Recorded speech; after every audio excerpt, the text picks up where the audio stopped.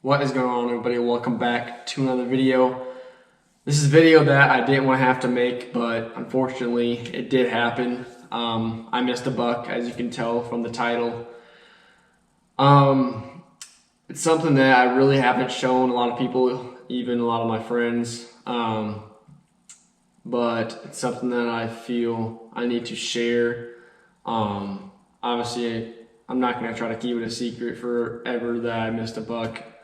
But, you know, it is my first year hunting. First year hunting anything, deer hunting, turkeys, waterfowl, whatever, you name it. This whole deer season has been a huge learning experience for me.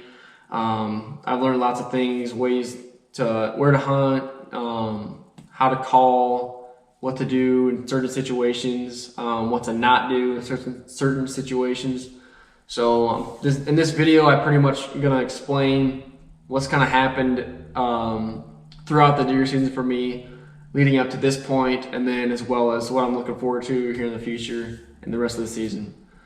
So back in October is when I pretty much started deer hunting. Obviously in Iowa here, bow season starts October 1st, but you know, I really didn't feel I had the time or wanted to get out until kind of the end, almost into the rut, because obviously everybody knows the rut in Iowa is pretty crazy if you're within where it's all happening. So basically, yeah, I just waited until I think the first day I went out was October 18th maybe. In the first couple of days hunting, I did see deer, but they were pretty far away across the road. As the days went on into November, throughout those 2 weeks, end of October, I did have a spike come under my stand, but I didn't want to shoot a spike this year. But you know, who knows? I might have to eventually. We'll see. I also had a doe walk under my stand, a young doe. So that's pretty much what happened throughout October. Once the 1st of November rolled around, it really started kicking off. I called in a couple bucks from across the road, but I wasn't able to get a shot. They were probably 50 yards out to my right. Went up the ridge behind me, walked behind me. I tried standing up, getting a shot behind me, but there's too much stuff in the way, so I couldn't get a clear shot at any of them. Then I think a couple days later after that, I called in another one. He did the same exact thing, went up, wrapped up behind me, and then went off back down the cornfield off to my left side. So that's pretty much how the first part of the season has gone for me. Once we got into that second week of November, I think that's when I got my decoy, so I started using that a bunch. Started trying to call in bucks. We called in a couple bucks from across the road. They come up to the road, and then they didn't want to cross it. Obviously, there was cars going. So that's what happened there. So I did move where I was hunting to a different spot, basically, just because I felt like where I was, they just didn't want to commit to calling or just coming closer to me, I guess. So probably a week ago now, I was in a situation where I had a nice buck in front of me. I didn't really have any film for it. It was just crappy footage just because it was getting dark, but I had a really nice deer in front of me, a really nice buck. And I made the mistake. Obviously, you know, this is my first year hunting. I've never really had any experience with a bow in my hand with a deer in front of me, but I was positioned horribly. We were kind of on a creek bank and looking over a field, and with my bow I was basically like angled to the left, okay, and the deer is this way, and I was angled this way. I had my bow down like this, looking over to the field. And that buck came in, I think we called him in, and basically with the opening in front of me, he had a clear view of where I was. He was definitely looking at me. So my only chance at shooting this buck was if I could somehow get positioned right where I could turn and draw back.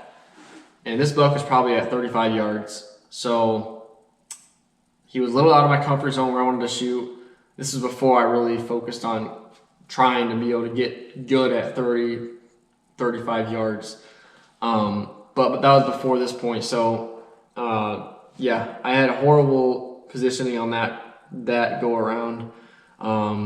he obviously saw me trying to draw back. I did get to about right here, and then he bounded off and saw me. So that's how that night went. A couple days later, I went and sat on like a natural blind area where we kind of put some sticks, leaned up against a tree just to kind of make a natural blind, I guess. And I called in a nice 8-pointer. He was a pretty good deer. He wasn't anything insane, but I was going to shoot him if he came closer. But he ended up only coming into about probably 40 yards. And like I said, first year, I don't feel comfortable shooting that far. And that's something I'm obviously going to work on a lot for next year. But yeah, he didn't really come in any further with the decoy. He might have been a little spooked by it, I don't know. But he ended up just kind of going off the other way and didn't come any closer. And then the next day is when the missed buck situation happened. So we went out. I think we were out there in the morning sitting in the same spot, and I rattled. It was about 7:30, I think. I rattled for like probably 30 seconds, did a couple of grunts, or I might not have grunted, but I was just rattling away. Before I knew it, there was a buck literally pretty much sprinting in off to my left side, and he saw that decoy, and I think he and the rattling combined, and he was just not having it. He came sprinting in. So basically, right when I saw him, my brain just kind of went black, I think. Obviously, I drew back right when I could. Probably made a mistake by doing that because I was probably drawn back once everything happened for a total of 1.5 to 2 minutes maybe. I don't know exactly, so don't quote me on it, but I was drawn back for a while, and that's something I didn't really practice a lot. I probably should have, but obviously now I know. But yeah, he came into probably 30, 35 yards. We had earlier ranged the decoy where it was at 20. I was obviously hoping he would come up to kind of check it out. But he came in at 35 yards off to my left side, roughly 35. And this was a nice buck. I'll kind of show you guys that clip as I'm talking. And as you guys can see, he came in off to my left side. He looked kind of confused at first what was happening because obviously the buck decoy was there, so he just didn't really know what's going on. He did kind of look over at me, and I think he kind of was getting worried maybe, but he did eventually start working towards the decoy. And I thought he was at 20 yards, so I was using my 20 pin. But I think now that looking back at the footage, he was like probably at 30, almost 30 yards, because he was more behind the decoy. And like I said, in the moment, I just kind of blacked out. I really don't remember much from the point when I drew to when I released that arrow and I missed. So as you can see, I did miss that buck. It was pretty low, so that's why I'm thinking he was at 30 yards and not 20. This isn't something I really wanted to have to talk about, but like I said, I just wanted to share it. It's definitely a learning experience for me, something that I know I'm gonna have to always remember. But I did learn from it. I learned to pretty much always make sure your ranges for where you're shooting is right. Also, don't draw back right away when you see that deer. And pretty much try to not keep your nerves from getting to you, because I know for me, my nerves snapped in like that because this has been my first time ever at full draw on a deer, so, and a big buck. I think that kind of played into it as well, because I was like, okay, tunnel vision, I'm gonna kill this deer. That's kind of what I was thinking, and that's kind of how I see it now and what happened. I could have been torquing the bow as well, who knows. And I don't think I really got to all my stuff that I go through when I'm shooting. You know, obviously I try to keep a loose grip on the bow so you're not, death gripping that bow. Get back. I don't know if I found my anchor point well, who knows. But like I said, it's just a learning experience. And, I have quite a bit of time left this season. And I will bow tag last until January, and it's only November 22nd, so I do have time, but you know, it just kind of sucks looking back at that and knowing I could have been tagged out and have meat in the freezer. But it happened. Not much I can do about it except learn from it, and that's kind of how I'm going to look at it. I know I probably will get some comments, or some of my friends will give me crap about it, but you know, I know what happened, and I know what I was feeling in that moment and how I had tunnel vision. And you know, I didn't go through all my steps, like I said, of shooting my bow and making sure everything was on point, but I'm going to learn from it. And in the end, I just got to kind of set it in the back of my mind.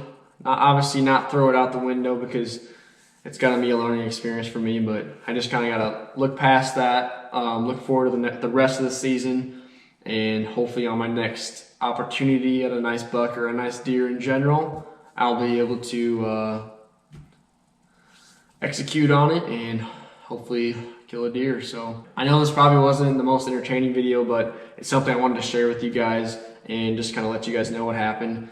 It would be awesome if you guys could like the video. And if you're not subscribed, also hit that subscribe button down below. A lot of people that are watching aren't actually subscribed, so all it takes is 2 seconds. Go click that subscribe button. And that's going to do it for today's video.